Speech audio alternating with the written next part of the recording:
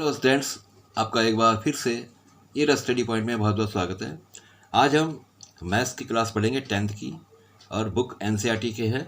Lesson 13 है surface areas and volume.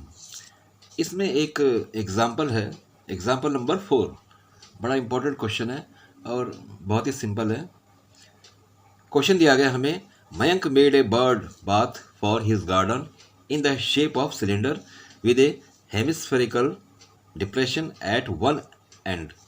The height of the cylinder is 1.45 meter and its radius is 30 centimeter. Find the total surface area of the bird bath. और हमें पाई की value जानी है 22.7।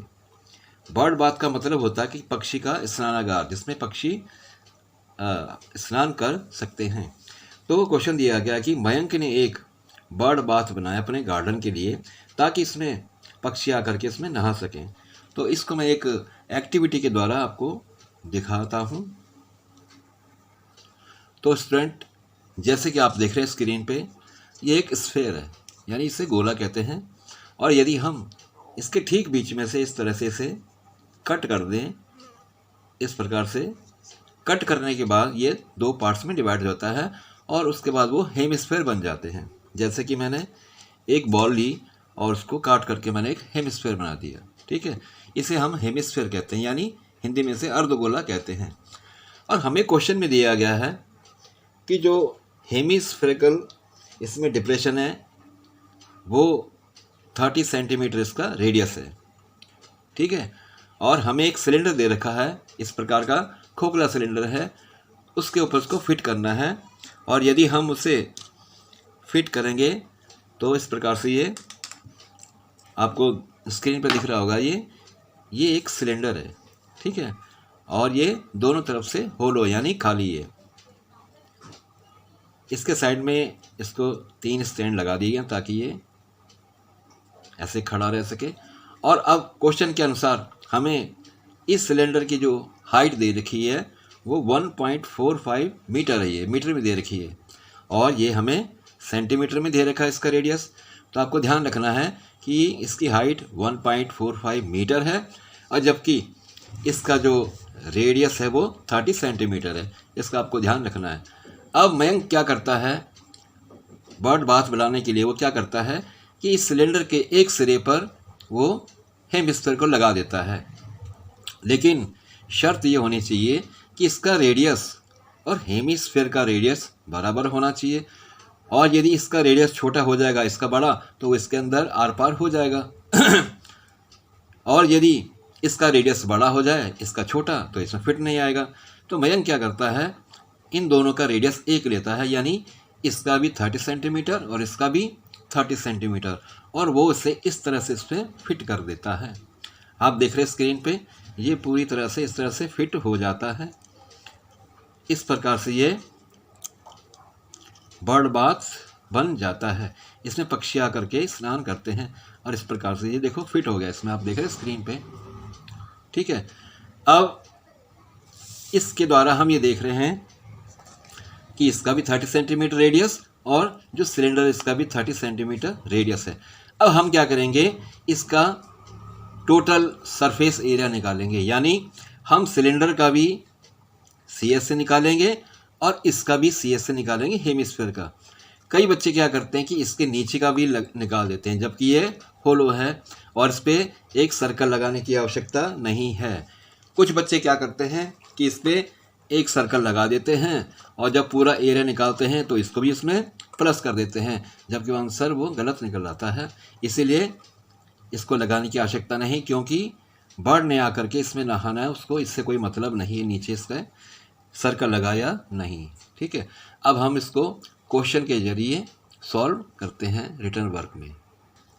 तो चलिए अब हम क्वेश्चन को सॉल्व करते हैं। ठीक है, लेट h बी हाइट, यानी हम इसकी सिलेंडर की हाइट को h मान लेते हैं ऑफ द सिलेंडर। ठीक, अब हमने अभी देखा, इसमें आप देख रहे हो कि दोनों का रेडियस इक्वल है, ये भी 30 सेंटीमीटर है और जो सिलेंडर है ये भी 30 सेंटीमीटर है, मैंने आपको अभी दिखाया। ठीक है, इसलिए हम क्या लिखेंगे कि कॉमन रेडियस, दोनों का रेडियस कॉमन है, तो हम लिखेंगे common radius of the cylinder and hemisphere.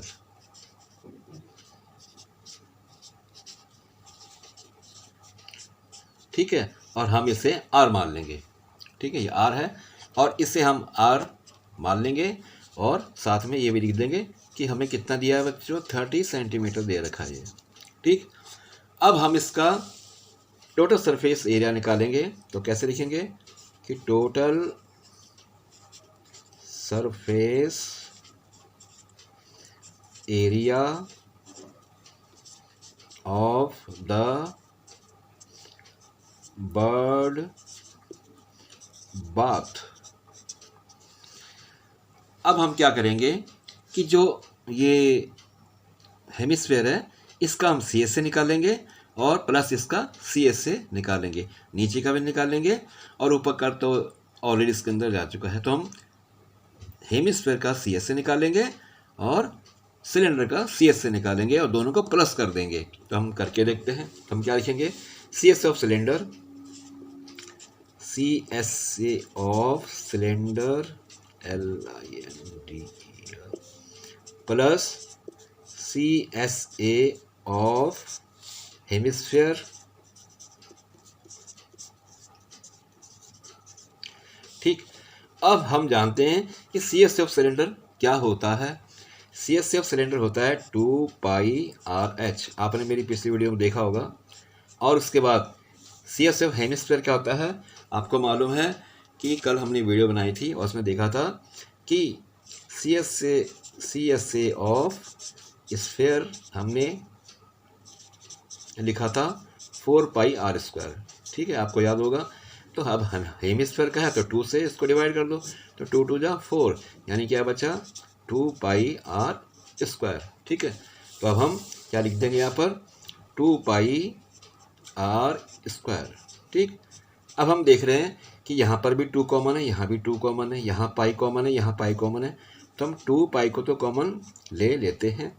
उसके बाद दोनों का रेडियस एक ही है। ठीक है, आप देख रहे हैं दोनों का रेडियस एक ही है, तो इसका रेडियस भी हम कॉमन ले लेते हैं। और इसके बाद हमारे पास इसकी हाइट बच गई, किसकी, सिलेंडर की, ये वाली हाइट। ठीक है, इसको हम अंदर लिख लेते हैं और ये आपके पास बचेगा प्लस r। ठीक, अब हम इसकी वैल्यू पुट करते हैं तो हमें मिलेगा 2 को ऐसे लिखेंगे। पाई की वैल्यू हमसे कहा गया कि आप 22.7 लिखिए, तो हमने इस प्रकार से लिखा। ठीक, उसके बाद दिया हमें r 30 सेंटीमीटर। ठीक, और h हमें दे रखा है इस प्रकार से 145 सेंटीमीटर प्लस 30 सेंटीमीटर, इसका स्क्वायर लिख देंगे आप। ठीक है, तो ये 1.45 मीटर था, हमने इसको 145 सेंटीमीटर लिख दिया है। ठीक है, अब हम इसको आगे सॉल्व करते हैं। यदि आप इसको प्लस करके फिर मल्टीप्लाई करोगे, इस प्रकार निकालोगे, तो मैं उसको लिख देता हूँ क्योंकि बहुत देर हो जाएगी कैलकुलेशन करने में। इस प्रकार से ये हो जाएगा 1 2 3 सेंटीमीटर स्क्वायर निकल जाएगा। ठीक है, तो इसके बाद ये हो जाएगा 33000/1234, ऐसा हो जाएगा। ये 3 0 आई थिंक ये नहीं होगा। ठीक है, ये मीटर स्क्वायर हो जाएगा। अब क्वेश्चन यहाँ पे एराइज होता है, सेंटीमीटर था, हमने मीटर स्क्वायर में कैसे निकाला। इस चीज़ को मैं फिर से आपको क्लियर कर देता हूँ ताकि आपको और भी समझ में आए। हम जानते हैं कि 1 मीटर में 100 सेंटीमीटर होते हैं, और यदि हमसे उल्टा पूछा जाए कि 1 सेंटीमीटर में कितना मीटर होते हैं, तो हम कहेंगे 1/100 मीटर होते हैं। उसी प्रकार से जब सेंटीमीटर स्क्वायर आ जाता है तो 1 centimetre square multiply 1 centimetre multiply 1 centimetre हो जाएगा 1 सेंटीमीटर स्क्वायर, और ये हो जाएगा 1/100 मल्टीप्लाई 1/100 मीटर स्क्वायर, और ये बन जाएगा लास्ट में 1/100 10,000 मीटर स्क्वायर, इसीलिए हमने इसको 10,000 से डिवाइड कर दिया है। ठीक है, अब इसको फिर आगे लिखेंगे हम, ये हो जाएगा 3 और 000 मीटर स्क्वायर। इसके बाद 1 2 3 4 जीरो लगे तो 1 2 3 4 यहाँ पर लग जाएगा, यानी क्या निकलेगा 3.3 मीटर स्क्वायर। ठीक है, या 3.3000 मीटर स्क्वायर। ठीक है, तो इस प्रकार से हमने देखा कि जो ये क्वेश्चन था हमने इसको एक मॉडल के द्वारा समझा और किया। और इसके बाद मैं आपको इसकी वीडियो दिखाता हूँ कि जो चिड़िया है वो पानी कैसे पीती है इसमें। तो बच्चों, अब हमने इस बर्ड बाथ को बनाया, तो अब हम ऐसे करते हैं कि सब इसमें पानी भर देते हैं। ठीक है, आपको इस एक्टिविटी को दिखाने का मेरा मकसद यही था। ये इस प्रकार से हमने चिड़िया के लिए इसमें पानी रख दिया। ठीक है, और ये हमारी स्पैरो चिड़िया है। ठीक, इसको मैं इस तरह से इसमें लगा देता हूँ, ये पानी पीती रहेगी इसमें। और इस प्रकार से आप देख रहे हो, इस प्रकार से लग गई है। ठीक है, तो फिलहाल आज की वीडियो मैं यहीं पे समाप्त करता हूँ, और मुझे उम्मीद है कि आपको क्वेश्चन काफ़ी अच्छा लगा होगा और आपको इसमें काफ़ी इंटरेस्ट आया होगा। फिलहाल आपसे विदा लेता हूँ, अगली वीडियो में आपसे पुनः फिर मुलाकात होगी। धन्यवाद।